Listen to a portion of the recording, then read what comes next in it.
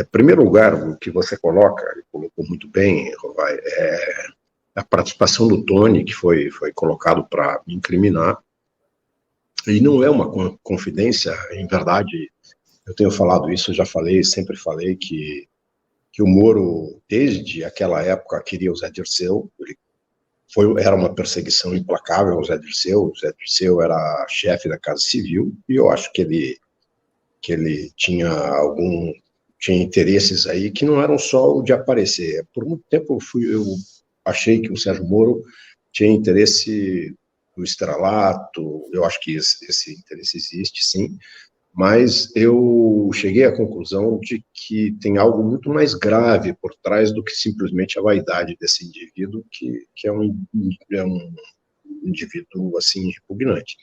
Então, em verdade, você colocou que o Tony Garcia teria inventado. Ele não inventou. Ele, na verdade, ele foi forçado a repetir uma versão criada, elaborada, inventada pelo Sérgio Moro e pelos membros da Lava Jato, que já naquela época foi, se você pegar a denúncia que foi, as denúncias que foram formuladas contra mim, todas elas foram assinadas pelo Carlos Fernando, pelo Deltan Dallagnol, pelo Martelo e por aquela turma toda lá de procuradores, né? E é bem interessante. E durante o período em que eu estive preso, eu sofri, como tanta gente sofreu, torturas assim que só reproduzindo. Eu contava que eu pretendo até escrever um livro a respeito especificamente do cárcere, porque é muito semelhante com o que o DOPS fazia. A gente não ia para o pau de arara, não ia para o chicote, não tomava choque, mas era um modelo de tortura muito mais elaborado, mais psicológico. Tinha efetivamente torturas físicas, por exemplo, jogar uma pessoa numa cela com 20 pessoas, sei lá, de 6, 8 metros quadrados, com 20 pessoas dentro, 20, 30 pessoas dentro, em que você, para sentar, tinha que revezar. Então, você tinha que ficar um pouco em pé para que outros pudessem sentar, e para você sentar, outros tinham que ficar de pé. Então, é um modelo de tortura, um modelo de ação que essa gente coloca, que é um negócio, tem a centrífuga também, que é algo que eu passei, que o Marcelo Odebrecht passou, que o Eduardo Cunha, que todos passaram, né? Então, é um modelo sofisticado, vamos dizer assim, embora criminoso igualmente, as torturas que o pessoal passou na época da ditadura militar, o que é muito triste, né? Eu tenho alguns amigos que passaram por isso, e às vezes recebo aqui, e o dano que isso é causado, o dano psicológico é eterno, o dano à família, o dano ao futuro da família, da pessoa que passou por isso, é algo muito grave. E essa gente de Curitiba, da República de Curitiba, tinha verdadeiro prazer em fazer isso. Eu tenho informações, por exemplo, que o Sérgio Moro foi a pessoa que escolheu o avião que iria transportar o presidente Lula quando ele saiu do sindicato em São Bernardo. Ele escolheu.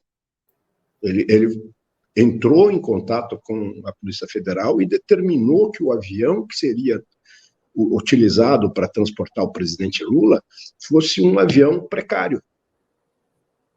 Quer dizer, ele desfruta, ele tem um sadismo, uma personalidade sádica a tal ponto que ele escolhia isso. Eu tive, no momento, eu fiquei 1 ano e 9 meses preso, e 3 meses eu fiquei preso de modo domiciliar. Então, eu ficava na minha casa. Naquela época não havia tornozeleira eletrônica. Então, ele mandava a cada 3 dias, 4 dias, um oficial de justiça me visitar. A gente é gente, né? Diferente deles, a gente acaba ficando amigo. O oficial de justiça fica teu amigo, ele toma um cafezinho, ele come um pedaço de pão, um pão de queijo na tua casa, e daqui a pouco ele pensa, pô, esse cara não é isso que eu estou vendo aqui. E aí esse oficial de justiça me dizia, já na 4ª vez, que toda vez que ele saía da minha casa, ele telefonava para o oficial de justiça para saber. Isso parece pouco relevante, para saber como é que eu estava, se eu estava gordo, se eu estava magro, se eu estava depressivo ou não. Quer dizer, o acompanhamento da tortura era feita por ele próprio. Então, isso mostra a personalidade, é relevante ao ponto em que mostra a personalidade, que mostra o sadismo, que mostra a intenção da tortura, né, que é algo assim que é muito grave. E ele reproduziu isso para buscar o Zé Dirceu, e hoje eu estou convencido de que havia por trás disso o interesse de atingir a Petrobras. Eu vou trazer aqui uma informação que eu acho que é muito relevante, porque antes da entrevista, Rovai, que vocês solicitaram, aí ontem eu me dediquei a telefonar para alguns clientes meus, algumas pessoas que passaram por Lava Jato, algumas pessoas que passaram por não falar bobagem. Eu quero falar efetivo, eu quero contribuir, eu quero que a gente encontre o porquê a Lava Jato fez o que fez. Né? Por que a Lava Jato? Porque a gente está vivendo nesse momento, né? E por que a Lava Jato trouxe a gente todos os ônus dela que hoje a gente vê, que aí a gente está vendo Bolsonaro, essa tentativa de ocupação teocrática, vamos dizer assim, do ambiente político brasileiro, que é algo muito grave. Né? E ontem eu falei com 2 doleiros que foram clientes meus, né? E que foram abordados para fazer delação e não fizeram, mas um deles fez. Fez, e no momento que ele fez, eu larguei a defesa dele. Porque eu não faço delação. Não faço, não faria. A única delação que eu faria era de algum bolsonarista que estivesse. Então, até deixo aí o recado. Se algum bolsonarista deseja fazer uma delação, eu atuo pro bono. Traduzindo, vocês sabem, vocês jornalistas sabem, talvez o bolsonarista que não é tão informado, eu atuo graciosamente. Se algum bolsonarista quiser fazer uma delação revelando a situação do golpe, né, outras coisas não, mas o que diz respeito ao golpe, eu trabalho, meu escritório fica à disposição de trabalhar gratuitamente por ele. É a única delação que eu aceito fazer. Mas, de todo modo, eu falando com esses doleiros, os 2 me trouxeram uma informação que os 2, quando foram abordados para fazer a delação, isso no ano de 2007, 2006, 2007, 2008. 2006 eu estava preso, eu passei o ano inteiro preso em 2006. Aí em 2007 eu saí e ainda assim eu conversava com alguns ex-clientes e com alguns clientes. E eles me falaram o seguinte, que já naquela oportunidade, eles eram abordados por agentes da BIM ou da Polícia Federal para falarem de movimentação que envolvesse a Petrobras. Vejam o quanto é importante isso, porque a gente está falando de 2007 e 2008, e a Lava Jato começou em 2014 ou 2013. 2013, então, né? Um pouco antes da eleição. Tem até aquela capa da Veja, né? Que eles sabiam de tudo, de Dilma e Petrobras, escândalo. Eles já estavam começando a chamar de petrolão ali. E nessa informação então, que você está trazendo é muito importante, quer dizer... Não, eu vou trazer um nome aqui que eu... Pode falar, desculpa, Rovai. Desde o Mensalão, ou antes, eles já estavam com a Petrobras e estão retomando a história da Petrobras. Mas diga, eu não queria ter te cortado. Tá, não foi relevante essa parte. Então, eles recebiam uma figura, eu acho que vale a pena investigar, eu acho que o jornalismo pode fazer isso. Eu não estou não estou acusando a pessoa do Eurico Montenegro, que é esse perito criminal que prestava serviço para a Lava Jato, ok? Portanto, Eurico Montenegro era uma pessoa que assediava os doleiros, né, oferecendo a eles delação em nome da Lava Jato. Então, eu não sei se ele era da PIM, se ele era da Polícia Federal, eles também não souberam me dizer, só me souberam dizer o nome do Eurico Montenegro. Então, provavelmente ele estava cumprindo ordens de Sérgio Moro, de Deltan, de outras pessoas. Mas o foco dele era encontrar algo relacionado à Petrobras. Então, por que isso é relevante, isso que eu estou trazendo aqui? Eu acho que seria bacana a gente tentar entrevistar, vocês, né, e outros meios tentarem entrevistar esse indivíduo do porquê ele buscava, já em 2007, 2008, coisas relacionadas à Petrobras, para o Sérgio Moro. Então ele buscava essas informações, insistia e oferecia a esses doleiros delação premiada, caso eles entregassem coisas relacionadas à Petrobras. Então, onde eu quero chegar?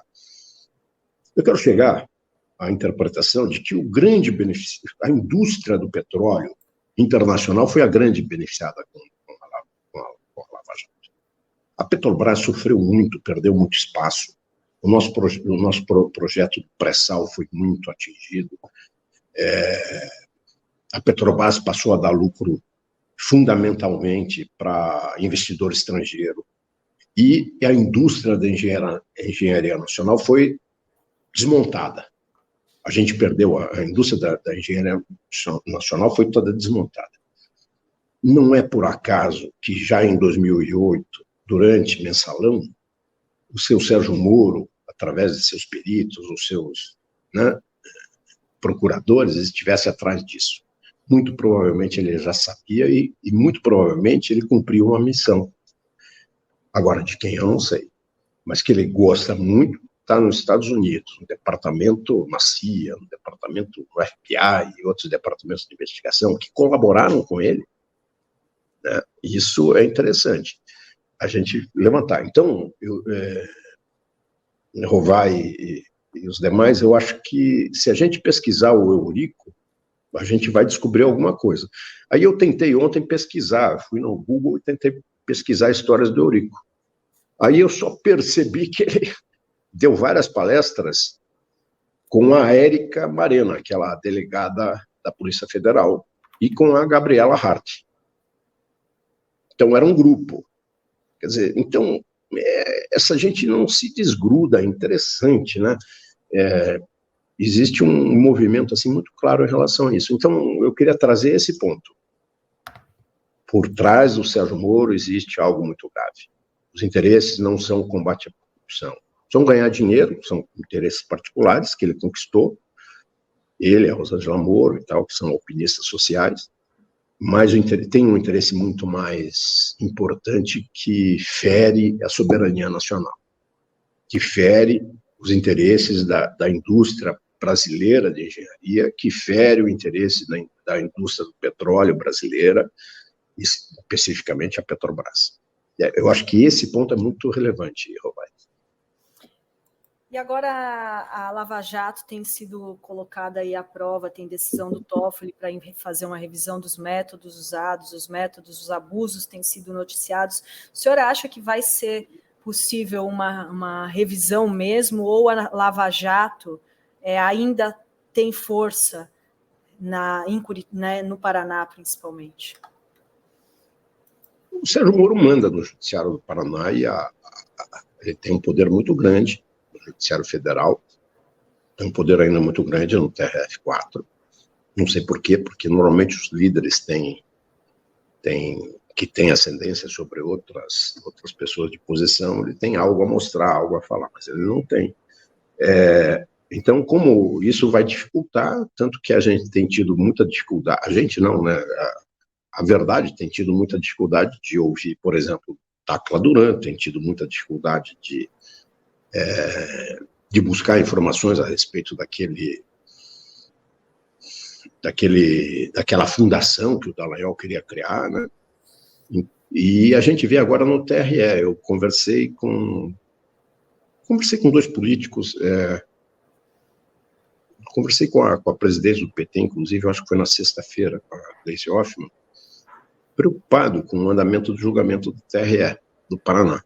O modelo que foi feito no julgamento, que a cúpula do TRE do Paraná estabeleceu para o julgamento, é para oferecer condições que isso aí se alongue por muito tempo.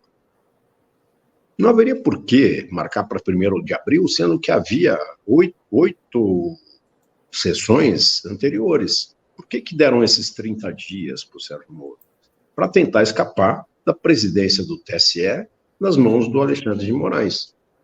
Porque o Sérgio Moro supõe que, com a presidência da ministra Carmen Lúcia, ele terá mais chances de escapar da cassação. Então, o poder que ele tem no Paraná e no TRF4, e aparentemente no TRE do Paraná, né, eu soube também, através de algumas pessoas, que o presidente reuniu os demais membros e combinaram de pelo menos uma pessoa pedir vistas. Meu Deus do céu, como é que alguém combina antes de um julgamento para que alguém peça vistas? Quer dizer, não existe isso no mundo, não existe isso no judiciário, não poderia existir. Quer dizer, é normal o pedido de vista, às vezes, que alguém tem alguma dúvida com relação ao voto do relator. Mas agora, combinar antecipadamente o pedido de vistas é algo suspeito, no mínimo. Então, eu acho que eu respondo a tua pergunta com essas informações, Dri.